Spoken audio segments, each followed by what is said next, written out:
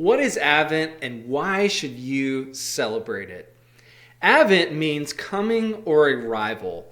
It's a season of the church calendar leading up to Christmas Eve that involves expectation, anticipation, hope, penitence, celebration, faith, joy, love, and peace. It's a season that specifically the 4 Sundays leading up to Christmas Eve helps us to think about the first coming of Jesus the Messiah, and it also helps us to think about his second coming and what is to come in the future. Now, if you don't know what the church calendar is, I have another video where I go over some of the major seasons of the church calendar and give a little bit of my experience with the church calendar, some of its pros and cons, some of its benefits, and some of the dangers. So if you want to learn more about that, you can follow the video that I'll put a link to in the description. Now, when it comes to Advent, I want to encourage you, I want to invite you to join me this year as every week leading up to Christmas Eve and Christmas, we consider different elements of this season and prepare our hearts to celebrate and remember the fact that Jesus has come and anticipate with eager expectation the fact that he's also coming back.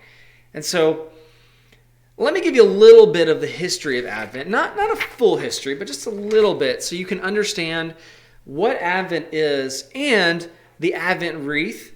And then I want to give you a few of the benefits of why I think you should consider joining us and in your own family devotions or personal devotions, practice preparing your heart for the coming of the Lord and remembering that he has come.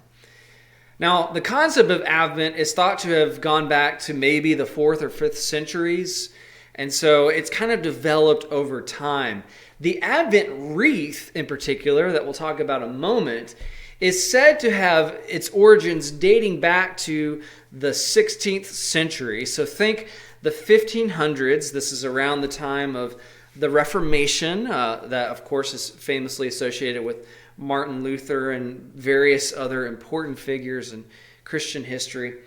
But it's said to have originated among German Lutherans as far back as this time, but it really didn't take big shape until 3 centuries or so later.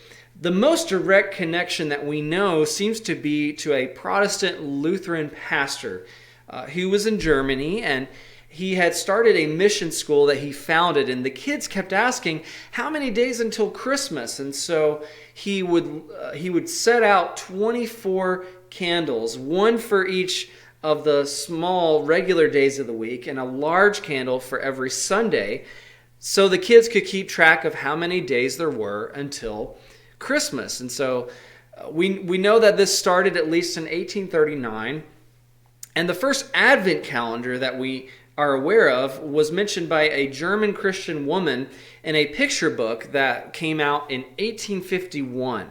And so, of course, the Advent calendar is pretty popular in our culture now. You may have, there's Lego calendars, for example. You open one every day for the 24 days leading up to Christmas Eve and Christmas Day, and there's all sorts of different ones out there. The custom really didn't reach North America till the 1930s, and it was popularized by a kids show that was called Blue Peter. It was regularly broadcast to a predominantly Anglican audience, and so in the year 1964, it was mentioned and focused in on this kids show, and it started spreading more and more as a result of that. There was even among the President Eisenhower, I believe it was, his grandkids were focused in a picture celebrating Advent in the 50s, and so the practice was kind of popularized throughout that time as a result of these things. And now, to this day, in the year 2020, it's very broadly practiced among differing faith traditions that associate themselves with Jesus or with Christianity in different forms. And so that's kind of a very broad overview, and there's a lot of more historian detailed descriptions of how we got to where we are today if you want to look that up on your own. So I want to talk a little bit about the Advent wreath itself. There are different symbolisms found in the wreath. The circle itself, similar to a wedding ring band, can be viewed as a symbol of God's infinite love or his eternality. God's never had a beginning, yet never will have an end either. He just simply exists. And so the circle represents that. The evergreen wreath, evergreen is a symbol of the hope of eternal life and immortality that we have because of the gospel, because of the good news. The candles, now this is where it gets really interesting. The candles in different traditions are different colors, and there's all sorts of different ways that you see them represented. But some of the main ways that I found were you have the color purple and violet. These candles kind of represent seasons of penitence or royalty, purple being a color of royalty in many cases. And then on the third Sunday, interestingly, of Advent, many traditions will light a pink candle. And this pink candle, or rose-colored candle, will often represent joy. Some other traditions may have all the candles as the color red. And then some will have a fifth candle that you'll find in the middle of the wreath that's sometimes called the Christ candle. And this candle will often be the color white, and it will represent purity and Christ's sinlessness and all that sort of stuff.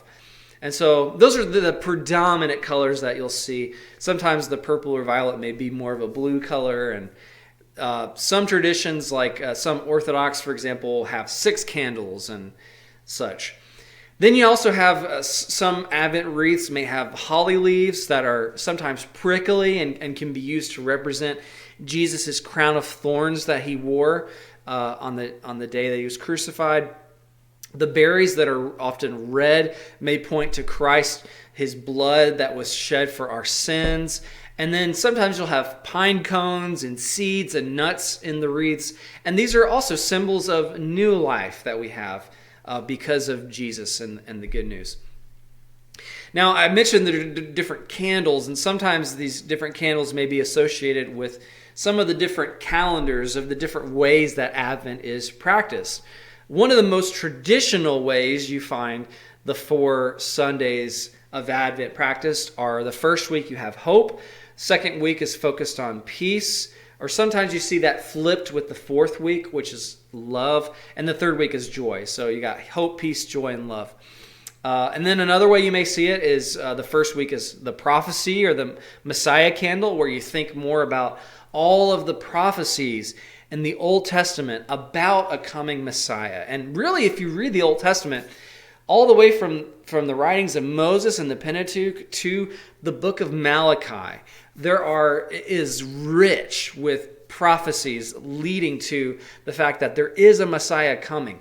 Even in the Garden of Eden, after Adam and Eve have sinned against God and sin has entered the world, and it's just devastating, even there you see God promising that there is a snake crusher coming, one who will, he says there to the serpent when he's giving his dialogue there in Genesis 3, that you will bruise his heel, but guess what? He's going to crush your head. And so you see what some call the proto-evangelion, the first good news, the first proclamation of the gospel, and all throughout the Old Testament.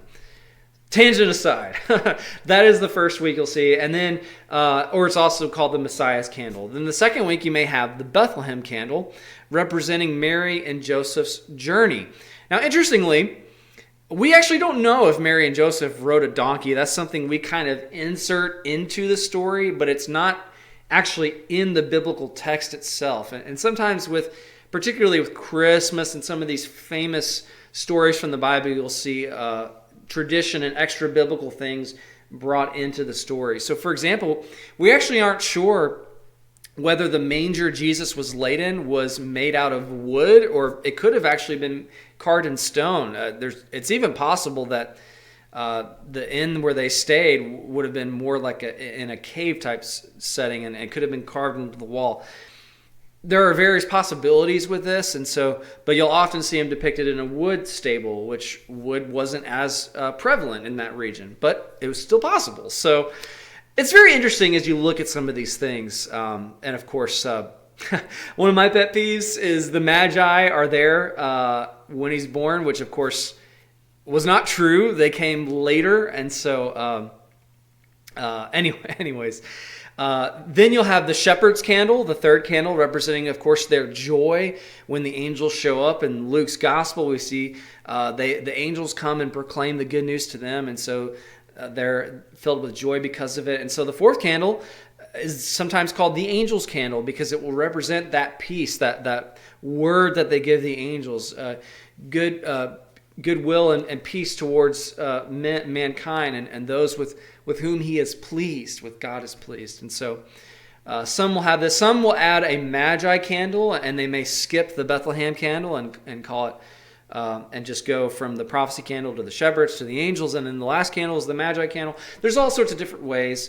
Another way you may see it is the first candle represents the hope of all God's people, and the second is the Old Testament prophets, and the third is John the Baptist, and the fourth is represents Mary, the mother of Jesus, and all of them, the different ways they were hopeful and expected and anticipated the arrival of the Christ child. And so there's all sorts of different ways that Advent may be broken down, and so just so you understand all that. But why do I think you should celebrate Advent? Why I want to invite you to join us. Let me give you 5 quick reasons. Number 1, Advent is like many of the other holidays or spiritual disciplines that we can observe. It can be a way to shape us. It can be a way to mold our hearts, especially with sometimes the season leading up to Christmas can be chaotic. It can be anxiety-inducing because of all the shopping or all the preparations we're doing with decorations and gifts and all these different things. And Advent can help us to pull back and say, no, I'm not going to let the culture, I'm not going to let all the materialism be what shapes my heart during this season.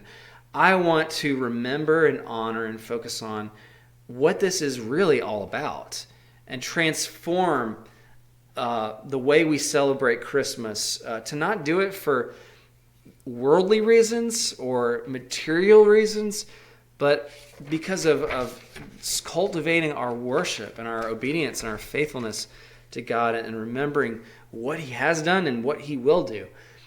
Number 2, it teaches us to wait on God. Of course, we put those gifts under the tree many times. Many of us will do that, and that cultivates, it almost salivates, our anticipation for opening those gifts. It's like smelling a meal in advance from the kitchen, and you're just like, oh, it's whetting my appetite. Advent can do that. It can whet our appetite for the coming of Jesus, his second coming. And so I think of it sometimes as, when you watch a trailer for a movie, that can really just whet your appetite for it. And some of these big movie franchises, like I remember when the Star Wars trailers came out for the most recent trilogy, people would just speculate left and right and make all these videos and say, oh, what if this is hinting about this and all these things? What if we did that? What if we viewed Advent as a way for us to, almost like a trailer for the coming of Jesus, his second coming, and we just whet our appetites. We cultivate that joyful celebration. We cultivate hopeful expectation and just think of all that's to come, that there will be perfect justice, perfect righteousness, all these things in the new heaven and the new earth. And we long for that, right? So number 3, it's quick. Advent is one of those celebrations that you can do very quick. So if you have a family, if you have kids, Advent can be very easily celebrated, and you can modify your personal family devotion and celebration of this and accommodate it to your own kids. You can use real candles if that's safe and appropriate for your family, or maybe you can't do that. Well, there are other ways you can celebrate. You can make your own wreath. There's a lot of make your own wreaths. You can use Play-Doh, you can use Legos, you can use all sorts of things, and be creative with how you design Advent for your own specifications for your own needs. Fourth, it's cheap.